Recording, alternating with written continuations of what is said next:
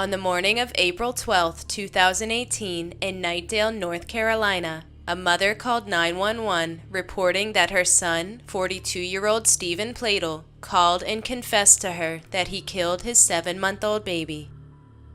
Stephen told his mother not to go over to his home, so she called 911, asking police if they could perform a welfare check. His mother explained to the dispatcher that Stephen was upset after his wife called him the day before and told him she wanted nothing to do with him anymore. When authorities finally arrived at Stephen's home, they found his son suffocated and left alone in a bathroom closet. But the horror wouldn't stop there, as this would only be the first of 4 people to be found dead on that day.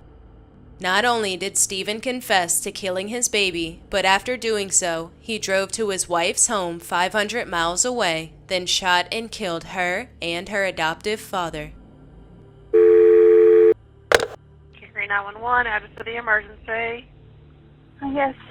My son just called me, and he told me oh my God, he killed his baby, and he's in the house. Okay, you said that he told you he killed his baby? Okay, ma'am, listen to me. What's your name? Okay, tell me exactly what happened. He's not home. His wife broke up with him over the phone yesterday, and he told me, she's in New York, and he told me he was on his way. He called me last night and said he's on his way. He's going to bring the baby to her, and then he was coming back. And he just okay. He said he doesn't have, he killed his wife, he killed her father, and I can't even believe this is happening. And did this happen in Knightdale? No, his wife and father are in New York. Okay, so the incident actually... he left the baby dead when he left. Okay, where did he leave the baby? Okay, he said it was in the... What's your son's name? What's his last name? Same as mine. When did this happen? He said he left last night. He called me, I forget, maybe about 7 last night, and said he was on his way to New York. He was going to bring to his wife and give it to her, and then he'd be back. And he called me this morning. I just got off the phone just a couple of minutes ago, and he told me to call the police, that I shouldn't go over there. Okay, so so your son is not there? No, the house is empty. He said he put a key under the front mat. A key to get into the house under the front mat. Did he say how he did it, or what he did? No, and I didn't ask him. I didn't want to know. Oh my God, he's such a wonderful little boy. Okay, hold on just a second, okay? Okay. Hello? Okay, I'm still here. What I'm going to do is I'm going to go ahead and get you over to Raleigh Communications, okay? Let me talk first when I call, okay, so I can kind of give them an idea of what was going on, and then I'm going to let you speak with a telecommunicator, okay? All right. All right, hold on for me, okay? Okay.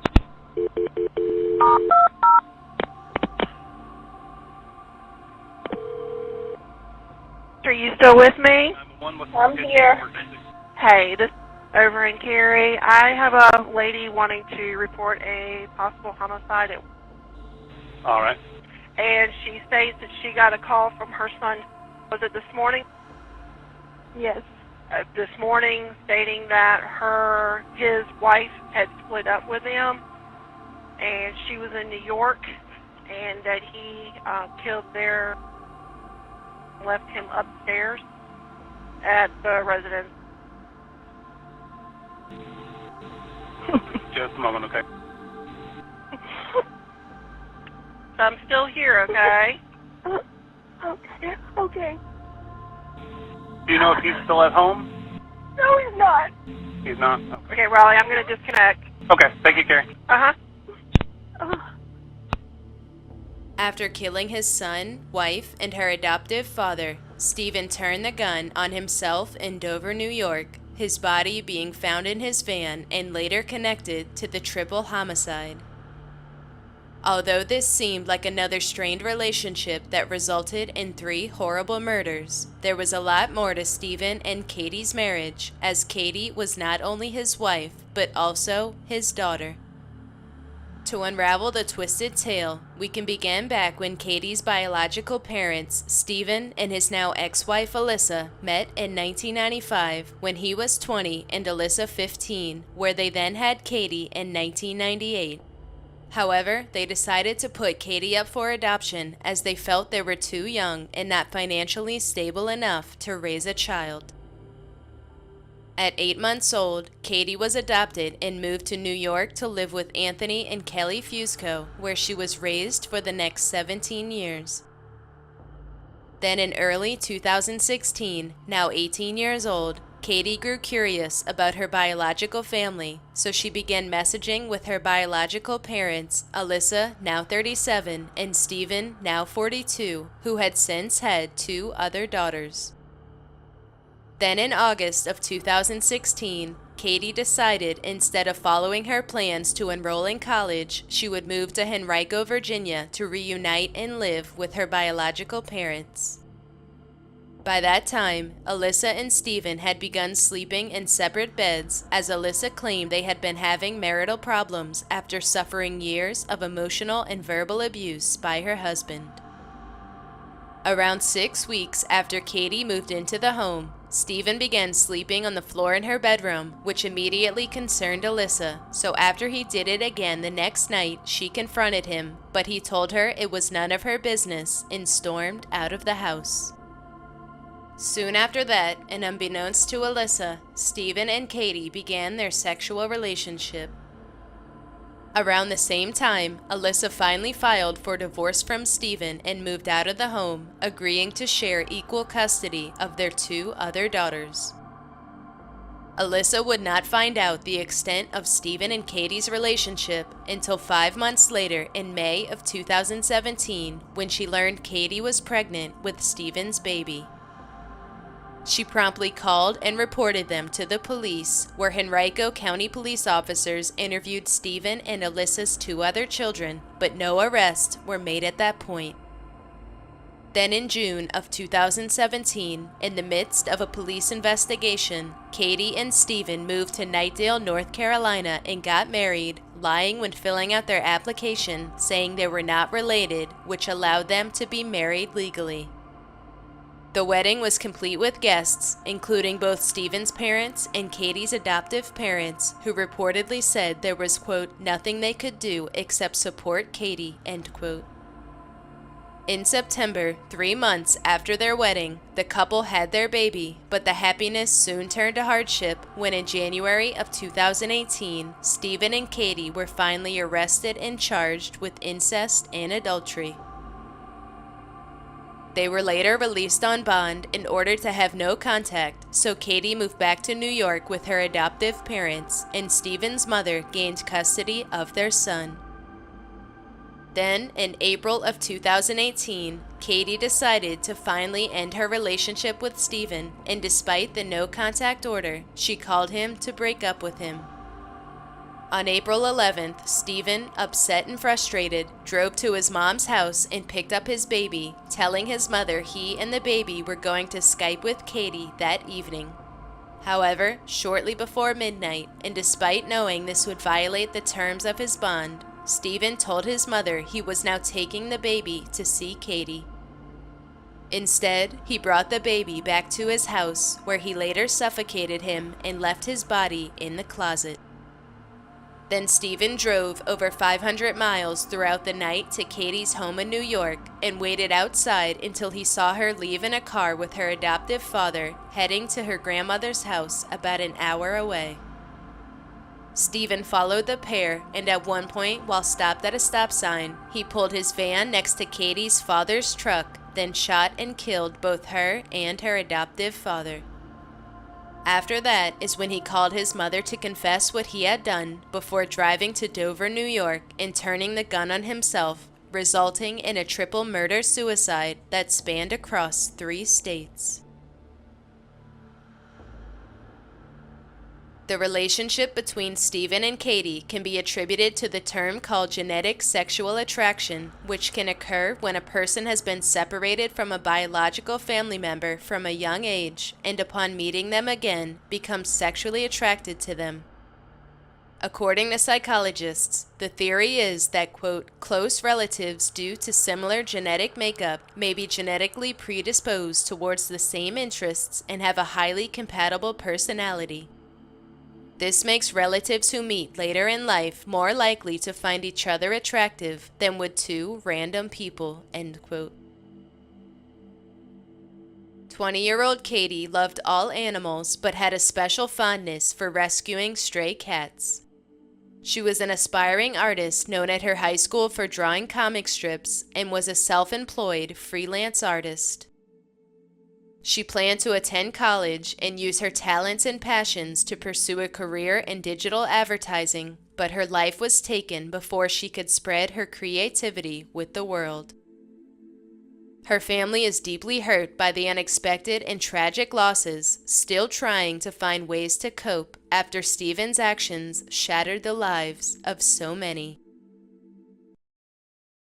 On the morning of January 13, 2014, in West Palm Beach, Florida, 51-year-old Richard Berman made a call to 911 after receiving a threatening email from his ex-wife, 48-year-old Jennifer. Richard and Jennifer had recently gone through a divorce and were living separately while sharing equal time with their children, 16-year-old Alex and 15-year-old Jackie. Jennifer made an unsettling statement in the email that she was going to do the best thing for their family and do harm to the children, warning Richard that he should get to the house as soon as possible. After receiving the email, Richard raced over to the home they once shared, worried about what he'd find if he went inside, so he waited out front and made his call to 911. 911, where's your emergency? Answer from sir, give us the address. We're gonna. I'm just about getting there, but it's kind of concerning me. My ex-wife said that she was going to harm the kids and that I should get over there ASAP. Okay, how do you spell the name of the street? The house, but to be honest with you, I'm afraid to go in. Okay, how many kids are in the house? My 2 children and my ex-wife, but I don't know if they're there. I mean, but the car's in the driveway. Are they her kids also? Yeah. We just recently got divorced. Was it a text or a... Well, she sent me an email that that she did the best thing for our family, and then she sent her cousin a text that she was going to kill the kids and herself. And she's up in Port St. Lucie, and she's freaking out. And she called me, and now I'm in front of the house, and that I should get here ASAP. All right, just to let you know, I have the call in already, okay? Okay, I'm here. All right, just stay on the line with me, though. Yeah. Okay, is she home? Does she have a car there? The car's in the driveway. Does she have any weapons in that house? Possibly. What do you mean? Do you know of any weapons? I remember there were. What kind? I'm sorry, I'm here with a neighbor. Okay, but I need this information from you. What kind of weapons have you seen in the house? Well, I remember she had her dad's old rifles. And this is her house? Yeah. Well, we just sold it recently, and she's been renting it. I'm in the driveway, and my neighbor just went in to look to see what's going on. How old are the kids? She's 15 and 16. Yeah. What's going on? Oh, jeez. I'm on with 911. What's going on, sir? It's up to you, Steve. Sir, speak to me. What's going on? My neighbor went in and there's blood up on the wall in near her bedroom. Okay. Where are the kids? Hello, sir? Yeah. Okay, are the kids okay? I don't know. Yeah, somebody get me medics. We have police and paramedics on the way, sir. Her car's there. I'm afraid to go upstairs. You need to stay outside. The officers want you to stay outside, sir.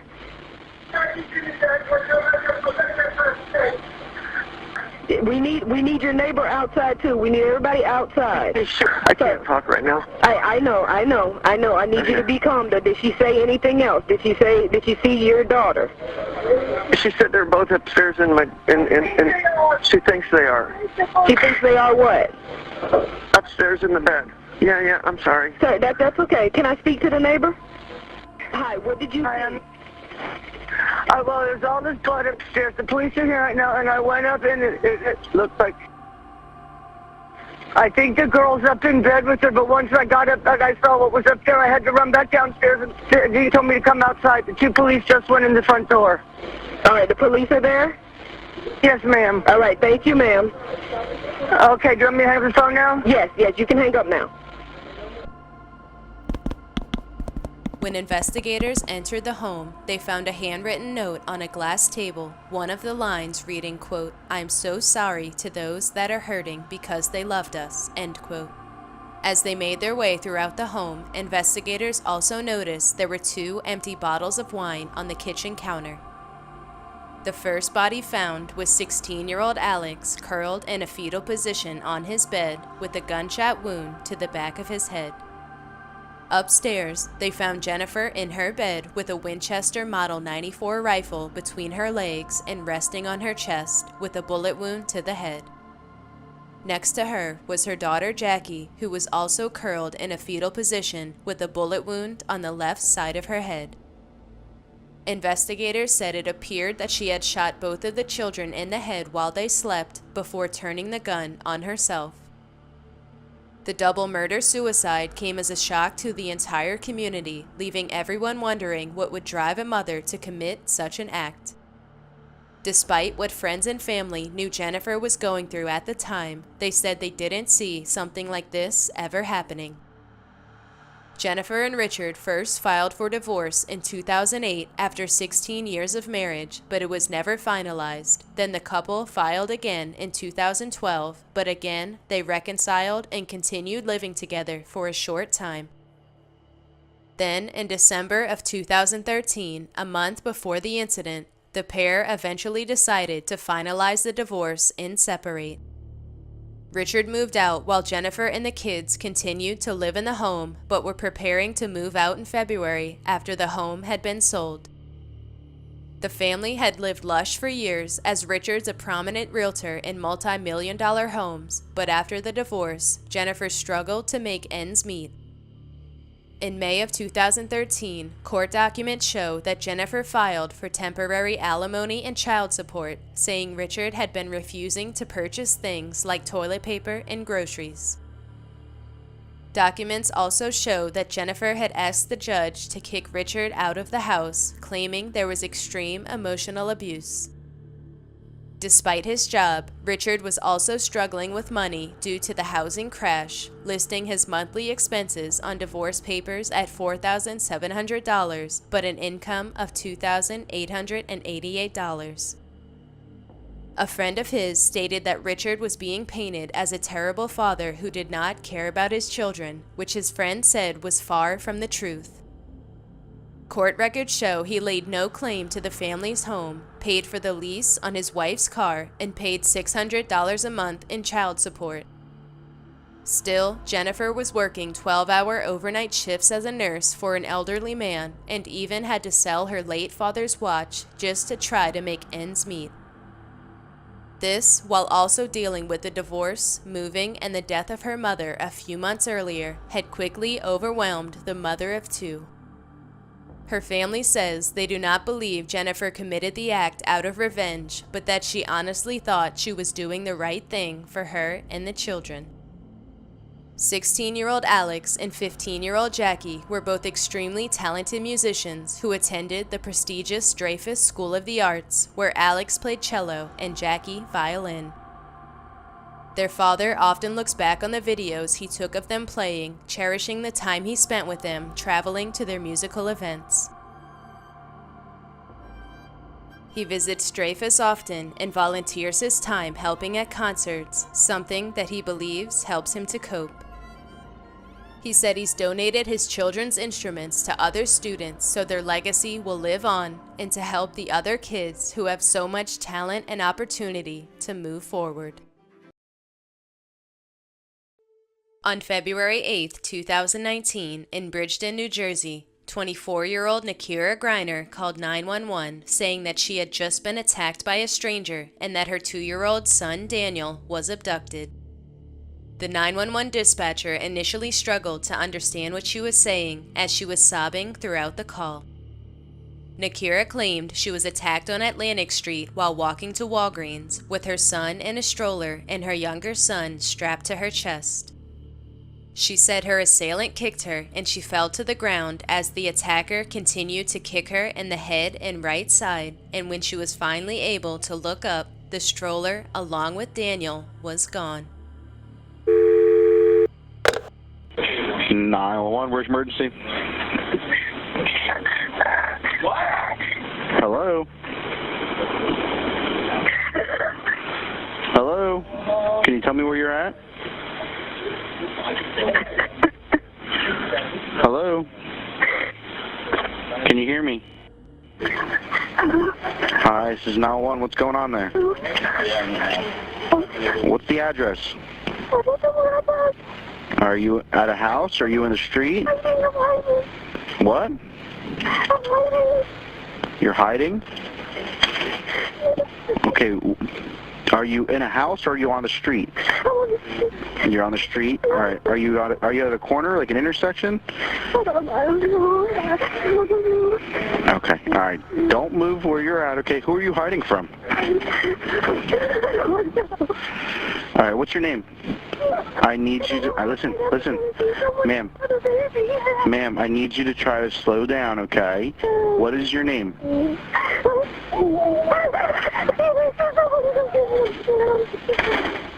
Okay, listen, I'm really trying to understand you, but it's really difficult while you're crying. Try to take a deep breath, slow your breathing down, and tell me what's going on so I can help you.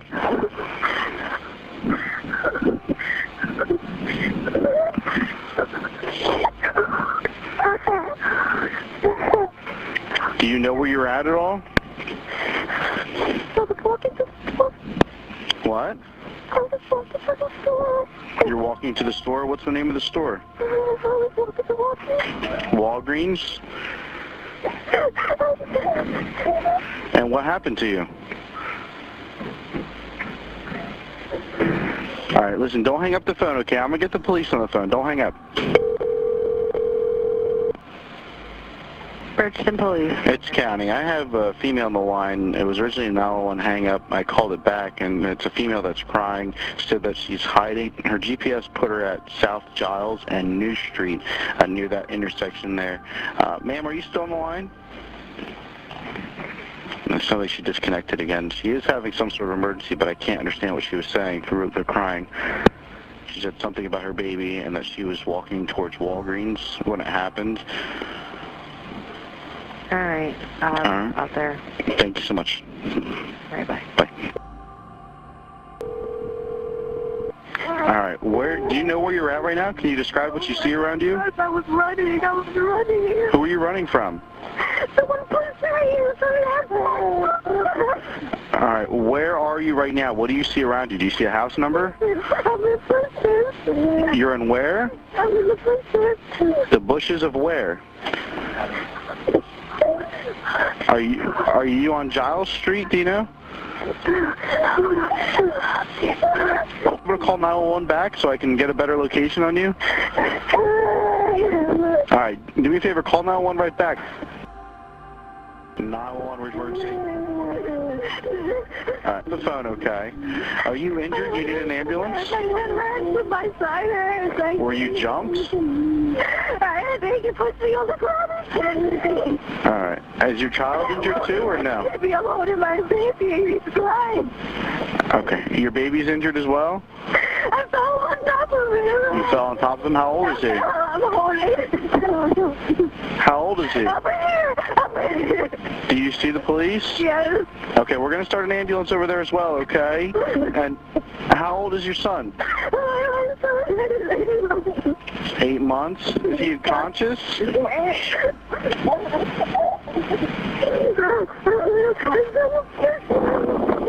Okay, and you fell on his head, ma'am? Okay. Police responded to the area around 6:30 p.m. and came upon Nakira, where she then started to explain the attack and how her son was taken. Based on the abduction claim, police launched a multi-agency search for the missing child using bloodhounds to track his scent. They later found the stroller a few blocks from Atlantic Street, containing only a pair of red sneakers. As police were interviewing Nakira, she could not give a description of her attacker, and her story began to change, including switching the location where the assault occurred. When police obtained surveillance camera footage, no video could be found to support her claims, and police also noticed that she showed no physical signs of being assaulted.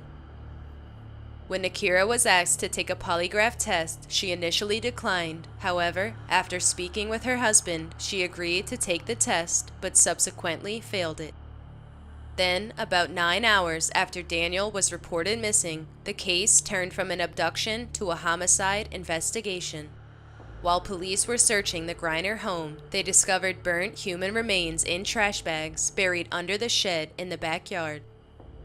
Court records state when police arrived at the home, they found windows open, fans running, and an officer noticed a burning odor.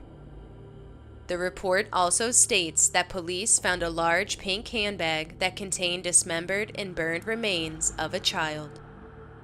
The purse also showed an apparent shoe print consistent with Ugg boots, which Nakira was wearing, and she also had dirt on the knees of her pants. The remains were positively identified as Daniel's, which left neighbors, family, and friends in total shock. The same day as the remains were found, Nakira Griner was arrested and charged with first-degree murder, second-degree endangering the welfare of a child, second-degree desecration of human remains, and fourth-degree tampering with evidence. During interviews with police, Nakira eventually admitted to striking Daniel because he would not eat his breakfast nor listen to her. She said she hit him so hard that it left bruises on his face. Then she also stated that her son fell down a flight of stairs, which further added to his injuries. An autopsy determined Daniel died of blunt force trauma and that he suffered multiple bone fractures. Nakira entered a plea of not guilty as her public defender, Kimberly Schultz, described the child's death as an accident and has stated that her client previously sought help for mental health issues and she was suffering from postpartum psychosis at the time of Daniel's death. After a mental evaluation, a judge found Nakira competent to stand trial, but her lawyer is seeking to have prosecutors barred from using her initial statements to police in court. They claim she was not notified during questioning that she was considered a suspect in the case and should have been immediately advised of her rights. She also argues that Nakira was going through a mental break and was in no position to voluntarily waive her rights. A month after her arrest, Nakira's attorney filed a motion claiming Daniel Griner Sr., Nakira's husband, admitted to prosecutors that he had struck the child with a belt on at least 4 occasions in the days prior to his death. Schultz believes prosecutors acted too soon in arresting Nakira without fully investigating all parties involved. She says because of his admission, Daniel Sr. should have also been considered a suspect. However, Assistant Prosecutor Elizabeth Vogelsong stated the investigation does not show that the child's father was in any way connected to the homicide, and he has never been charged. A small memorial was set outside of the home of 23-month-old Daniel Greiner, where devastated family members, friends, and neighbors left mementos to remember the 2-year-old.